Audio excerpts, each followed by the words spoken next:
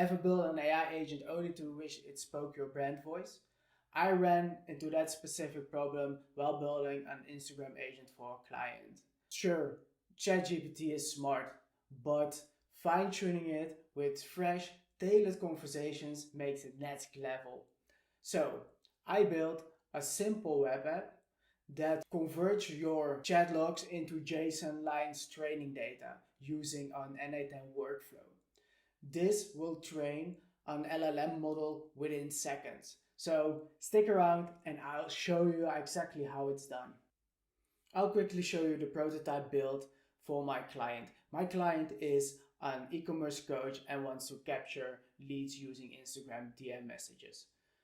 Bear in mind, this agent is built in Dutch, so I will give translations, but you can get an understanding on how fine-tuning your LLM works and benefits the agent. So I'll ask, hey man, what do you think of dropshipping? So it responded with, hey man, I think it's a sick business where you have a lot of freedom and you can have a lot of potential. What kind of attention do you have to dropshipping? In one of my training models, it says like it uses Dutch combined with English words, so that's how a lot of people will talk. So I've asked another question that I'm telling it, okay, I'm a beginner and I don't know if it's still worth it to try out dropshipping. And then it responds, okay, it's definitely worth it and you can get a lot of money with dropshipping. And it asks me, what are your bottlenecks you're like experiencing? So this is something the e-commerce coach can say, and this makes it very powerful to go for the brand of voice of your client. And yeah, what I say, this is sick. So let's dive in and let me show you how I create this using my N8N workflow. So first, you saw our use case. After this, I'm going to tell you some basics, what you need about fine-tuned LLMs. Then I will show you my web app and how I created this and show you how you can create it yourself. Then the N8N workflow.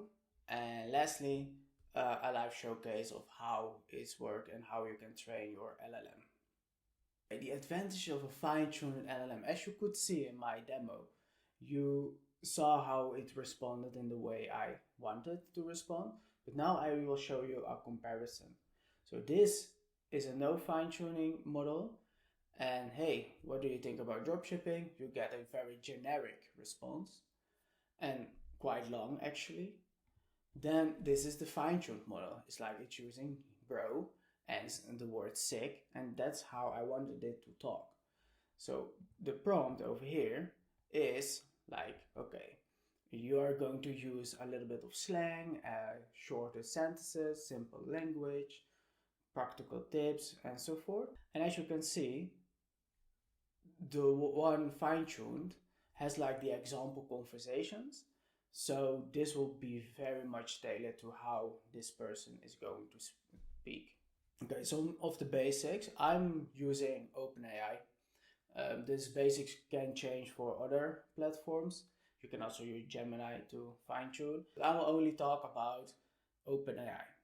So in OpenAI, you need a minimum of 10 conversations to even be able to train the model. And the best result you can get is between 50 and 100 conversations. So at least deliver 50 or create them with GPT and then get 50 of the same kind of conversations. But remember, shit in is shit out. So keep this in mind. What is a conversation? I have an example. Conversation is something like this. So you have the user and then the response of the user, assistant, response of the assistant, and then just the whole conversation. It's important to know that the end of the conversation should always be the assistant. If not, you get an error in OpenAI.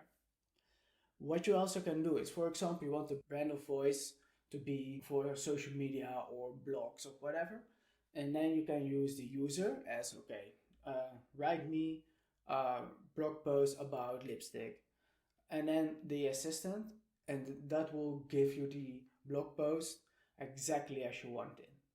And that's the conversation. So you don't need to have like multiple interactions, but it's useful to have multiple interactions because you can also use when the first reaction of the assistant about the prompt is not correct.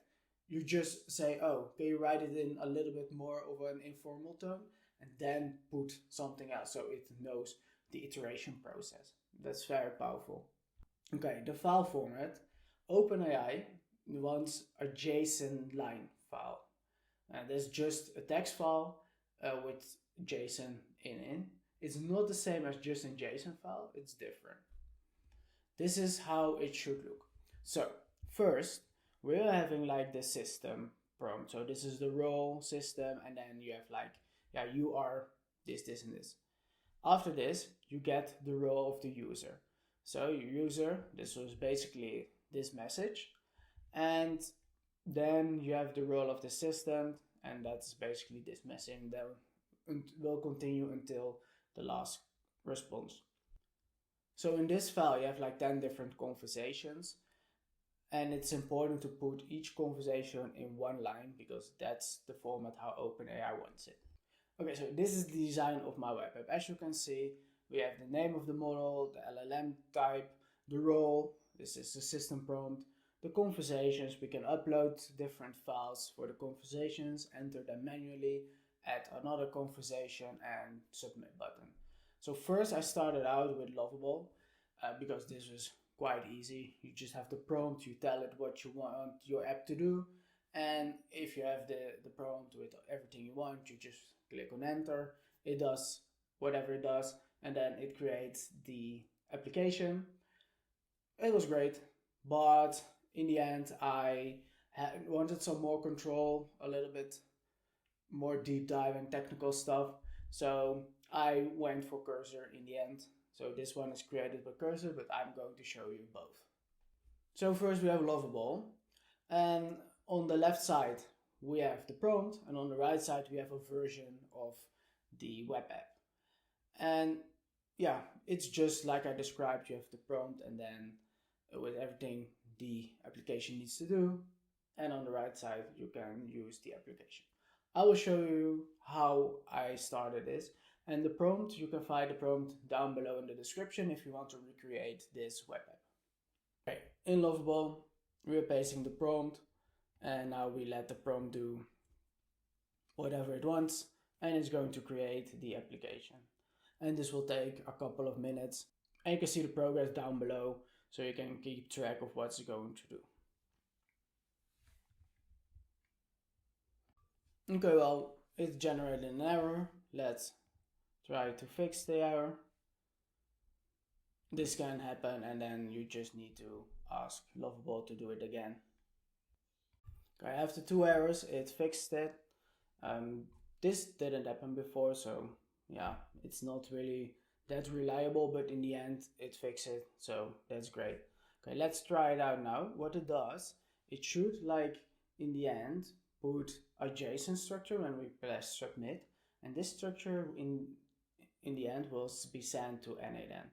Okay, I fill everything in. So if I want another conversation, I can click on this button and you get a new conversation. Well, okay, just delete this one, and now we do submit, and as you can see, we have the payload. Now, okay, when we want to connect this to n8n, what we need to do is just tell Lovable that we want the submit button to do an action, and instead of posting the JSON here, it should also or only send it to n8n. And you can just copy your workflow webhook URL. So let me do that and show you. Okay, I just said, okay, change the action of the submit button to send the JSON to my n8n workflow using my link as an endpoint. Make sure that your link is put on post, and then it will work. Okay, now it should work. So let me fill in the form again. Okay, fill in the form. We have 2 conversations. So now I'm going to activate the n8n workflow. This is a pity. Well, I'm going to fill it in again. Okay, fill it in again. Let's submit. Okay, so we have the JSON payload over here. Let's go back to n8n. And as you can see, we received the LLM over here, the data over here. So this is how you can connect NLM with an app created via Lovable. This principle works also with Cursor. Only for Cursor you need a more structured setup for your application. I will show you in a minute.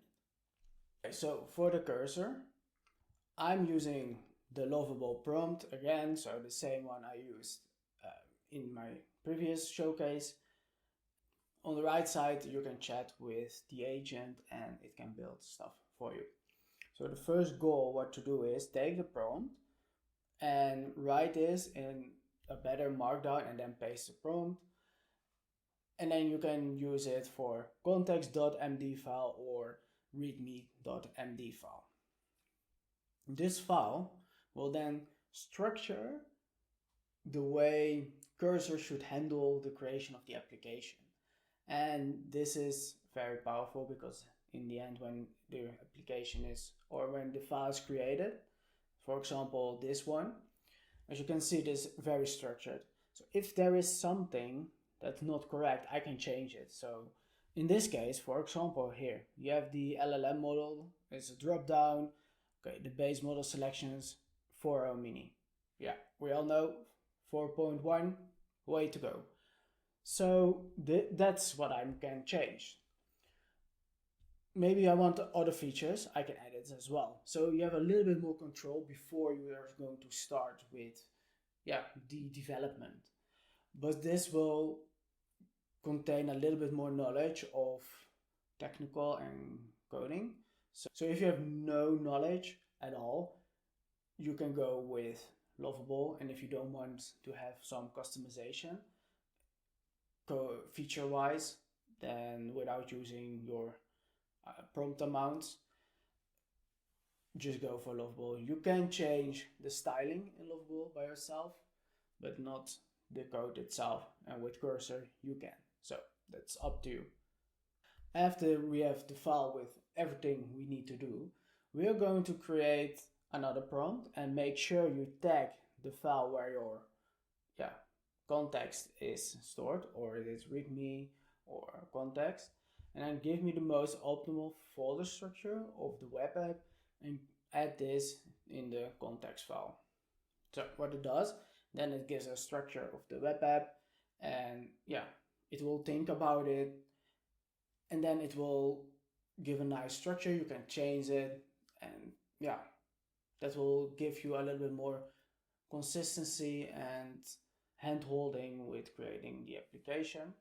In the end, when you say, okay, develop this, you get app structure, something like this. And this looks fine for me. So this is what I've been using for my application. As you could see in Lovable, the colors were different than the colors I would like. So what I did is I went to Dribble with 3Ps and search for a design. You can use this for free and look up some designs. So I really like this website. This is the design I chose. It's from a guy that's created like a NordVPN in-log form. And this is how it looks, very nice. And you can see the resembles immediately. The fields, transparent, green and darker green, mint green as the buttons. So I was like, this is great, I want this. So I took a screenshot, put it in Cursor. You can do the same with Lovable, put it in Lovable and tell you, hey, I want this design, create this for me. And they do it. Great stuff. So now we are getting to the NLM workflow. This is a snippet of the workflow. Let's dive in. Okay, so we are in the workflow. First you have the webhook. Make sure it's a post request, so it will receive the data, put the data in this workflow, like post it in. An LLM node.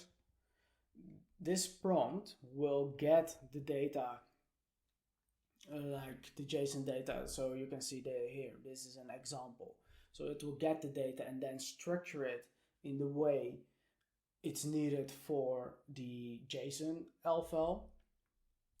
And the structure will look something like this. So this is the structure we are going to use in the files, and that's needed for OpenAI. Make sure to put your model on a timeout with greater than what the basic or the default is. I put it on 5 minutes. Why? Because if you have like 10 conversations, so that's the minimum, it's just fine, but your quality is way less. When you want 50 conversations, you should already increase it, because yeah, otherwise you run in a timeout and then you get the errors. So this is a tip, put this on a higher timeout and then it will work. To be sure that the LLM will use the output that I want, I added an output parser. This is the output, so this is the structure I would like to have. And now I'm sure that this will be the output.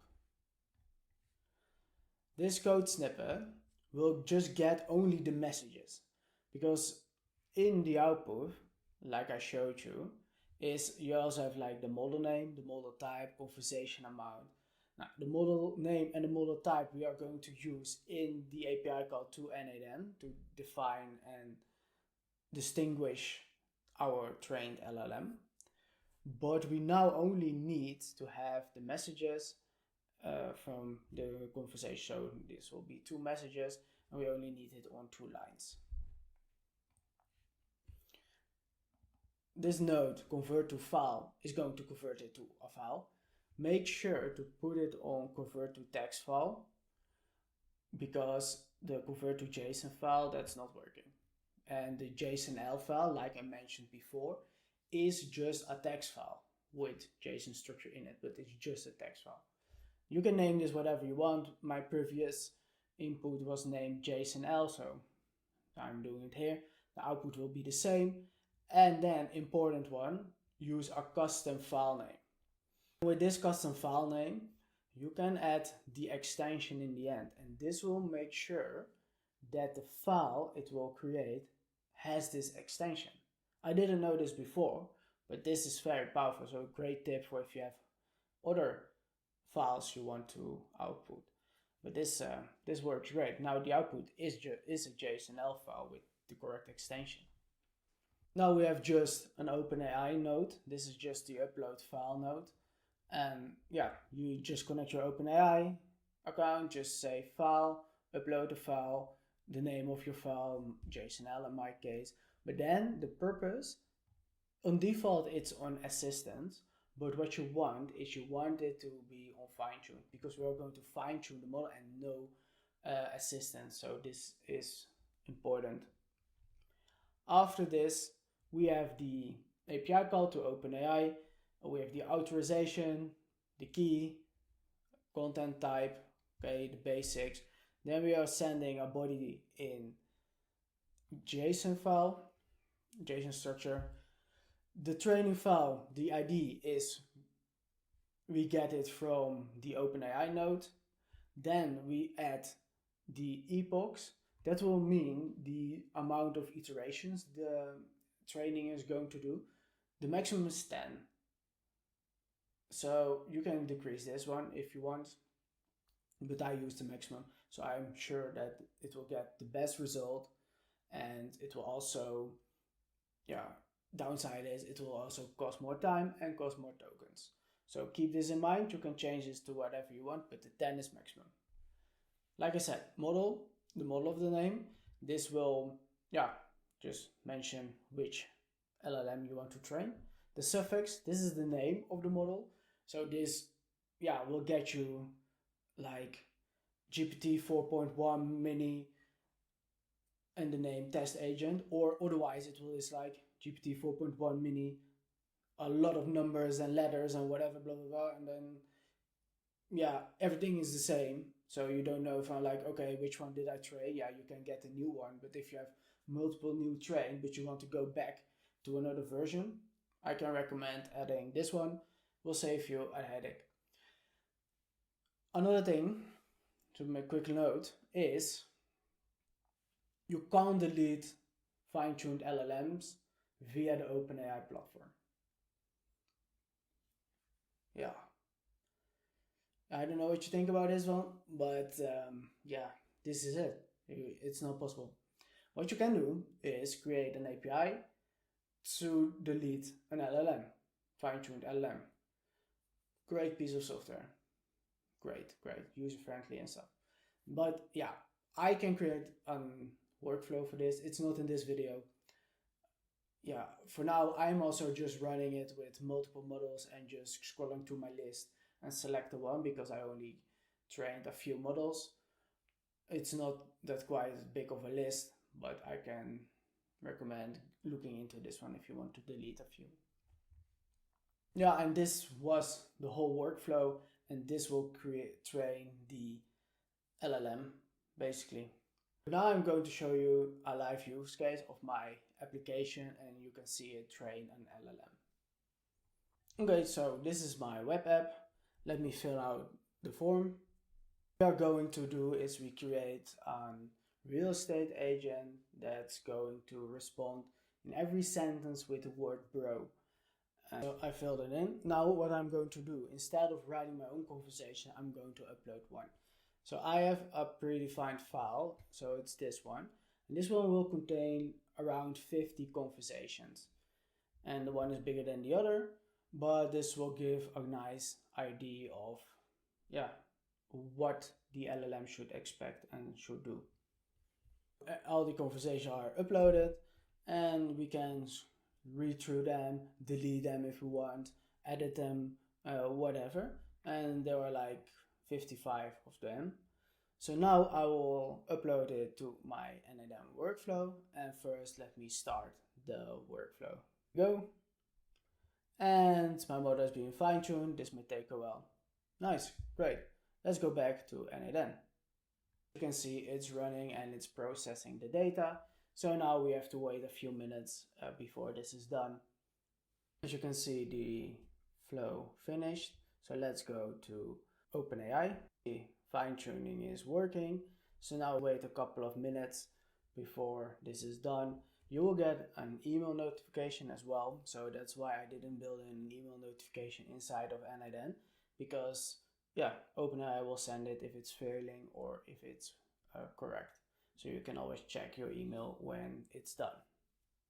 Okay, now the LLM is finished, and as you can see, it's 75,000 tokens, 10 epochs, so 10 reoccurring trainings. We have GPT 4.1 mini, the name, real estate pro agent, so nice. Okay, so now I will connect this to an N8N workflow, and we can chat with it and see if it really responds with bro. So in the basic workflow, we're going to the model, and for this one we're going to find the agent. We're copying the model, going to the workflow, fill in the agent, select it. Now it will work. I have the message prompt going to help user find the perfect home. You'll respond in a friendly tone and use a little bit of slang. This is kind of similar to the one in the presentation, so let's see what the response is going to be. Okay, so I'm looking for an apartment. Yo, I've got tons of options. Okay, this is yeah.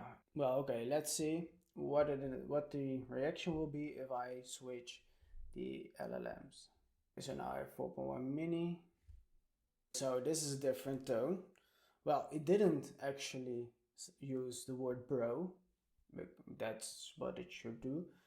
I can add it in the prompt and then it will work, but that was not the point. But now you can see that there is another tone of voice in this message. So if I switch back again, tone of listings, cool, I narrowed it down, I need you back with the best response. One is also responding with Joe and a little bit of a different tone.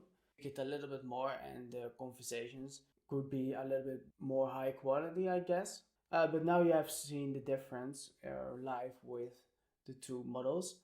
So yeah, there was a different vibe between the two messages. And if you guys are interested how to connect your NLN to Instagram, This is the video I create to connect LLM with Instagram messages. I will put it on the E, and then you can click on the button and watch this video. For the blueprint, it's also down below, so you can download it and use it in your own LLM and try it out. If you guys have any questions or remarks, put them in the comments down below. And I see you guys the next time. See ya.